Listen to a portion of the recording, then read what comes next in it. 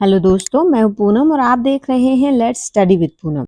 तो पिछली वीडियो में हमने अरविंदो के शुरुआती जीवन के बारे में जाना और ये जाना कि कैसे अपने भाई के कहने पर उन्होंने युगांतर अखबार को संपादित करना शुरू किया। अब हम इससे आगे की बात जानते हैं। युगांतर अखबार में अंग्रेज शासन के विरोध में खुले आम लेख छपा करते थे। 1906 में श्री अरविंदो वंदे मातरम अखबार के एडिटर बने।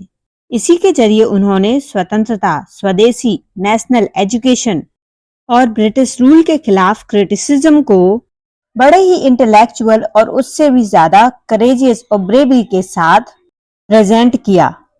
इसीलिए वंदे मातरम अखबार जल्द ही पूरे भारत में लोकप्रिय हो गया। वंदे मातरम की तारीफ करते हुए लाला लाजपत राय ने एक पत्र में लिखा था कि मैं अपने मित्रों और बाकी सब लोगों से जब भी मिलता हूँ, उनके आगे मैं आपके इस बेहतरीन पेपर की सिफारिश करने का कोई भी मौका कभी नहीं छोड़ता।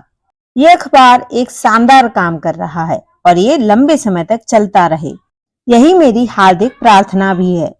वंदे मातरम ने पूरे भारत में जागृति की और राष्ट्रीयता की एक ऐसी अलख जगाई जिससे कि बच्चा बच्चा, जवान जवान वंदे मातरम अखबार का इंतजार किया करता था और उसके आर्टिकल पढ़ के स्वयं को भारत माँ के सुपुर्द कर दिया करता था। ये था प्रभाव वंदे मातरम के अखबार में छपने वाले लेखों के, जो कि श्री अरविंदो लिखा करते थे।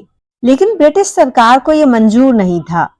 अगस्त 1907 में section 124 A of Indian penal code of sedition as the editor of Vande Mataram का मुकदमा चलाया गया।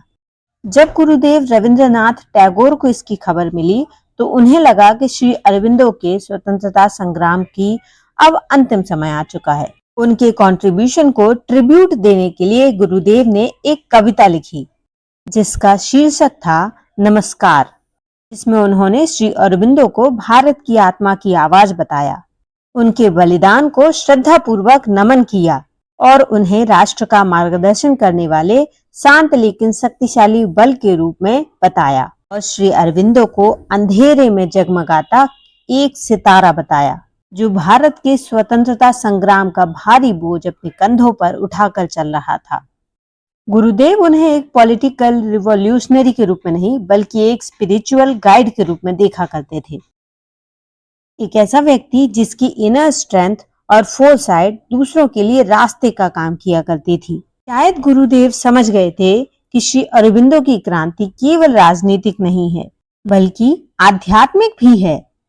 अगली सुबह श्री अरविंदो को जमानत पर रिहा कर दिया गया। स्टेट किंगफोर्ड ने ये फैसला सुनाया, प्रोसिक्यूशन ये साबित करने में विफल रहा है कि श्री अरविंदो वंदे मातरम के एडिटर थे। पूरा देश जानता था कि वंदे मातरम का एडिटर कौन था। लेकिन जब मजिस्ट्रेट किंगफोर्ड की सुनवाई सामने आई तो गुरुदेव हैरान रह गए और ये जानने के लिए कि कैसे अरविंदो ने अंग्रेजों को बेवकूफ बनाकर ये केस जीता, वो अरविंदो के घर पहुंच गए। उस समय श्री अरविंदो अपने भाइयों से बातचीत कर रहे थे। टैगोर जी के आने की खबर सुनकर श्री अरविंदो बाहर आए और रविंद्रनाथ टैगोर ने दोनों हाथ फैलाकर अरविंदो को अपने गले लगा लिया। रविंद्रनाथ टैगोर ने खुश होकर कहा कि क्या बात है, आपने तो अंग्रेजों को चकमा दे दिया। रविंद्रनाथ टैगोर की बात सुनकर श्री अरविंदो ने भी जवाब दिया, नॉट फॉर लॉन्ग। 1908 में खुदीराम बोस और प्रफुल्ल चाकी द्वारा मजिस्ट्रेट किंग्सफोर्ड पर असैसिनेशन अटेम्प्ट करने के केस में पुलिस ने मुजफ्फरपुर बॉम्ब थ्रोइंग केस के तार श्री अरविंदो और अनुशीलन समिति से जोड़ दिए।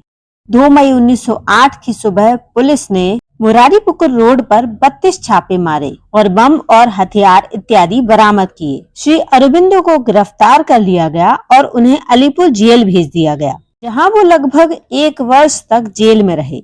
उन्हें छोटी बिना खिड़की वाली स्पेशल सॉलिटरी सेल में रखा गया, जो सीवियर पनिशमेंट के लिए स्पेशल सॉलिटरी सेल थे। हालांकि अंडर ट्रायल प्रिजनर्स के लिए ऐसा व्यवहार गलत था। क्रांतिकारियों के लिए ब्रिटिश गवर्नमेंट अक्सर इन नियमों को अनदेखा कर दिया करती थी। वो दर्दनाक साल था जो इनके जीवन का सबसे बड़ा टर्निंग पॉइंट साबित हुआ। यही सॉलिट्यूड में उन्होंने डीप सेल्फ रियलाइजेशन और स्पिरिचुअल अवेकनिंग का अनुभव किया। तो दोस्तों, आज का वीडियो कैसा लगा आपको कमेंट करके जरूर बताइए। और यदि आप इसी टॉपिक को आगे कंटिन्यू करना चाहते हैं और वीडियो इस पर चाहते हैं तो जरूर बताइए, हम और भी ऐसे वीडियो बनाएंगे। और अगर आपने हमारे चैनल को अभी तक सब्सक्राइब नहीं किया है तो सब्सक्राइब जरूर करिए। धन्यवाद दोस्तों।